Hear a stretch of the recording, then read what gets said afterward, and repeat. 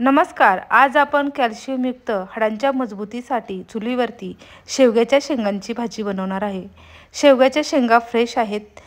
शेतामधून ह्या शेंगा आपण तोडून घेतलेल्या आहे. आता ह्या बारीक कट करून त्यामध्ये एक बटाटा घातलेला आहे.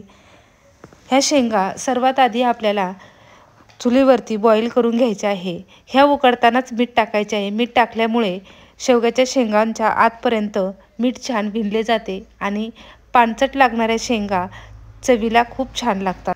शेवग्याच्या रस्सा भाजीसाठी आपण येथे कारळे, सुके खोबरे, लसूण, शेंगदाणे, भाजलेली डाळ आणि कोथिंबीर हे वाटण पाट्यावरती वाटून घेणार आहोत. पाट्यावरती वाटून होईपर्यंत येथे आपल्याला शेवग्याच्या शेंगा मस्त मिठामध्ये बॉईल करून झालेले आहे.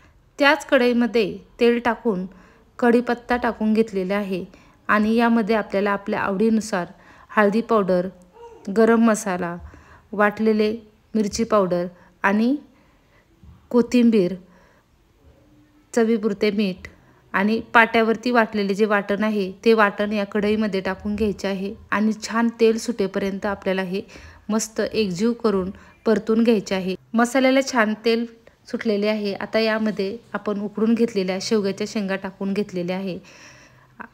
क्वांटिटीनुसार यामध्ये पाणी टाकून घ्यायचे आहे. गावाकडे भरपूर लोक आहेत त्यामुळे कढई भरून मस्त आम्ही येथे शेवग्याची भाजी बनवलेली आहे. शेवग्याच्या शेंगा जर वाटणासोबत उकडायला घातल्या तर त्या थोड्या बेचव लागतात आणि जर आपण मिठात या पद्धतीने उकडून घेऊन जर अशी भाजी बनवली तर चवीला फार छान लागते. हाडांच्या मजबूतीसाठी अशी ही शेवग्याची भाजी तर आपण खाल्लीच पाहिजे.